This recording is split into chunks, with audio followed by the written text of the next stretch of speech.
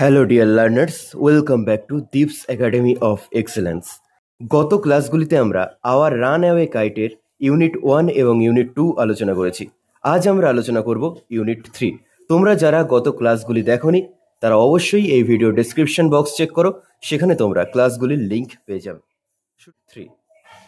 A month letter, a letter came for father. এক মাস পর বাবার একটি চিঠি এলো।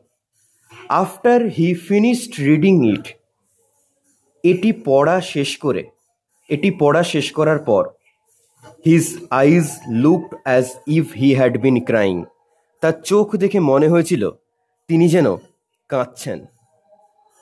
Do you want to know what became of your kite, he said. অর্থাৎ ন্যারেটরের বাবা তিনি বললেন, do you want to know, তোমরা কি জানতে চাও, what became of your kite, তোমাদের ঘুড়ির কি হয়েছিল। দেন হি স্যাট ডাউন বিসাইড আস, তারপর তিনি আমাদের পাশে বসে পড়েছিলেন। And told us the whole story, এবং আমাদের সম্পূর্ণ ঘটনাটি বলেছিলেন। Father had a brother and a sister, বাবার একটি ভাই এবং একটি বোন ছিল। He had quarrelled with his brother and left home, তিনি তার ভাইয়ের সাথে ঝগড়া করেছিলেন এবং গৃহত্যাগী হয়েছিলেন বা বাড়ি ছেড়ে বেরিয়ে গিয়েছিলেন। ইয়ার্স আফটারওয়ার্ড, বহু বছর পর, হি ফেল্ট সরি, তিনি দুঃখ অনুভব করেছিলেন। অ্যান্ড হোয়েন ওয়েন্ট ব্যাক, এবং যখন তিনি ফিরে গিয়েছিলেন, he found his brother had died, তিনি খবর পেয়েছিলেন যে তার ভাই মারা গিয়েছে। And he could not find his sister, এবং তিনি তার বোনকে খুঁজে পাননি। The letter father had just received was from his sister, এই চিঠিটি যেটি বাবা সবেমাত্র পেলেন, এটা ছিল তার বোনের কাছ থেকে, আন্ট এস্থার, অর্থাৎ পিসিমা এস্থারের। Mother of Dick and Mimi, Dick এবং মিমির মা। She was a widow who lived 100 of miles inland, তার মানে তিনি ছিলেন একজন বিধবা যিনি 100 মাইলেরও বেশি, ঠিক আছে, তিনি 100 মাইলের ওপর দূরে তিনি বসবাস করতেন, সেই মানে তারা যেখানে বাস করতো সেখান থেকে।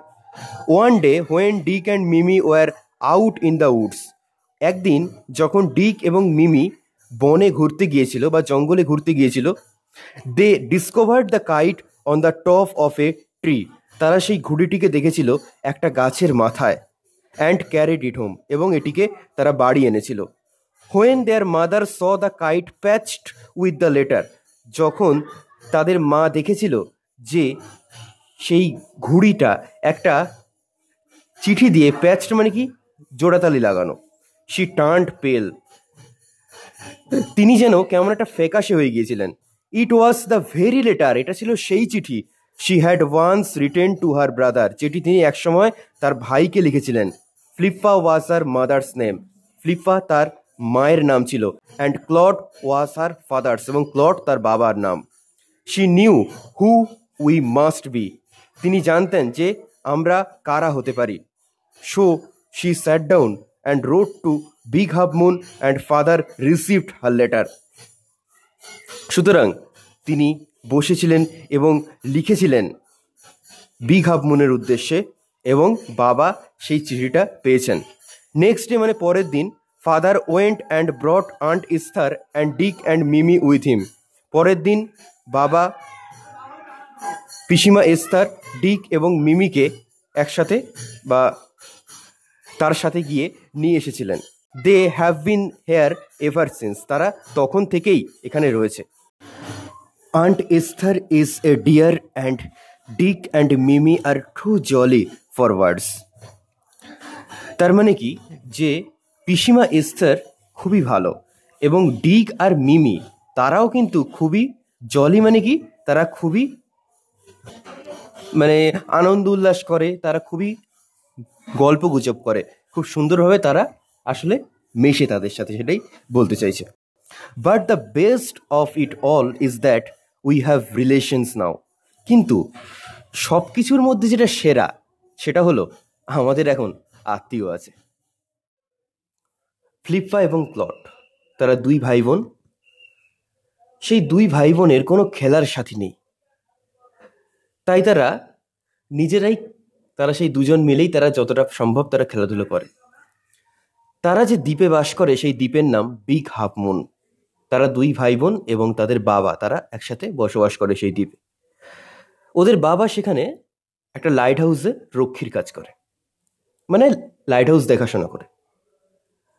ফ্লিপার বয়স 11 এবং ক্লডের 12।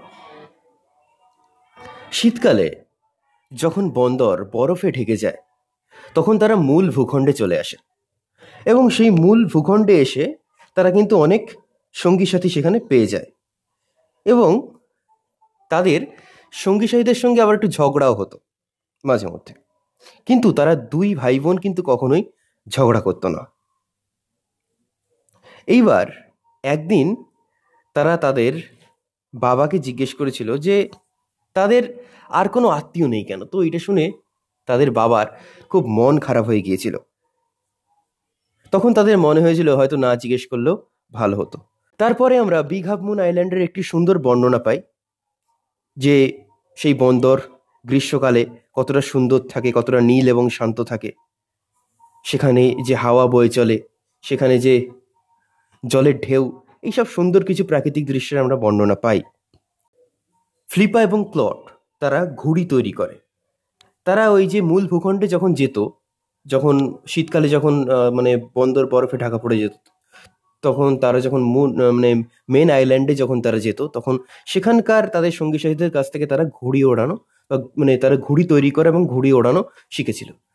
তো ক্লড এবং ফ্লিপা তারা এখানে এসে প্রচুর ঘুড়ি তৈরি করেছিল, এবং তারা একটা বড় ঘুড়ি তৈরি করে লাল রঙের, এবং তার উপরে কিছু টিনসেল স্টার্স, মানে যেটা ওই ছোট ছোট চকচকে যে সমস্ত আর কি কাগজ, তাকে স্টারের আকারে কেটে বা তারার আকারে কেটে তারা ঘুড়ির ওপরে বসিয়ে দেয়, এবং তাদের নাম বড় বড় করে ঘুড়ির ওপর লিখে দেয় ক্লড লিড এবং ফ্লিপা লিড, এবং তাদের লোকেশনটাও সেখানে লিখে দেয়, যেটা ছিল বিগ হাফ মুন আইল্যান্ড বা big Half moon light house. তারপর কি হয়, তারপর তারা সেই ঘুড়ি ওড়াতে যায়, এবং ঘুড়ি ওড়াতে গিয়ে যখন ফ্লিপা সেটা হাতে করে আনছিল, তখন সে হঠাৎ করে একটা পাথরে হোঁচট খেয়ে পড়ে যায়, এবং তার কনুই সোজা ঘুড়ির মধ্য দিয়ে চলে যায় এবং একটা বড় ছিদ্র হয়ে যায়। তারা সেই ছিদ্রটাকে মেরামত করার জন্য তাদের ঘরে পড়ে থাকা একটা পুরনো চিঠি আনে, এবং তারা সেই ঘুড়ির ওপরে সেই চিঠিটা আটকে দেয় এবং ঘুড়িটাকে মেরামত করে এবং ওড়ায়। একদিন তার 1 মাস পর ওদের বাবার নামে একটা চিঠি এসেছিল। তো সেই চিঠিটা কোত্থেকে আসে? আন্ট এস্থারের কাছ থেকে। আসলে সেই চিঠিটা দেখে তাদের বাবা খুব মানে একেবারে কান্নাকাটি করার মতো একটা অবস্থা হয়ে গিয়েছিল। মানে সে খুব মানে এটা মানে হয় না একরকম যে আনন্দের কান্না, তো আসলে সেরকম। ক্লড এবং ফ্লিপা যে ঘুড়ি উড়িয়েছিল, সেই ঘুড়ি উঠতে উঠতে একটি জঙ্গলের একটি গাছের ওপরে আটকে যায়, এবং সেই ঘুড়িটা খুঁজে পায় ক্লডের এবং ফ্লিপার পিসিমা আন্ট এস্থার পিসিমা। তার ছেলে মেয়ের নাম কি সেটাও তোমরা জেনে গেছো, মিমি এবং ডিক। তারা জঙ্গলে ঘুরতে গিয়েছিল, তারা ঘুরতে ঘুরতে গাছের মাথায় সেই ঘুড়িটা দেখতে পায়, এবং তারা সেটা বাড়ি নিয়ে আসে, এবং সেখানে তার মা দেখে ঘুড়ির উপর একটা চিঠি আটকানো। সে তখন সেই চিঠি দেখে সে চিনতে পারে যে এটা তারই লেখা চিঠি, যেটা একসময় সে তার দাদাকে লিখেছিল। তো সেই চিঠি দেখে তার অতীতের অনেক কথা মনে পড়ে যায়, এবং সে তার দাদাকে আবার চিঠি লেখে। সেই চিঠিটাই ওরা ঘুড়ি ওড়ানোর 1 মাস পরে ক্লড এবং ফ্লিপার বাবা পেয়েছিল, এবং চিঠি পাওয়ার পরের দিনই ক্লড এবং ফ্লিপার বাবা তাদের এস্থার পিসিকে এবং তাদের ছেলে মেয়ে অর্থাৎ মিমি এবং ডিককে সঙ্গে করে নিয়ে আসে, এবং তারপর থেকেই তারা সবাই একসঙ্গে আছে। এবং এখন ফ্লিপা খুব আনন্দের সাথে বলতে পারে যে তাদের আত্মীয় আছে, তাদের খেলার সঙ্গী আছে। খুব সুন্দর একটি গল্প। আশা করছি তোমরা সম্পূর্ণ গল্পটি বুঝতে পেরেছো। তবুও যদি তোমাদের কোনো অংশে বুঝতে কোনো সমস্যা থাকে তবে অবশ্যই কমেন্ট করবে, আমি তোমাদের কমেন্টে রিপ্লাই করে দেবো এবং তোমাদের প্রবলেমের সলিউশন দিয়ে দেবো। সকলে ভালো থাকবে, দেখা হচ্ছে নেক্সট ক্লাসে।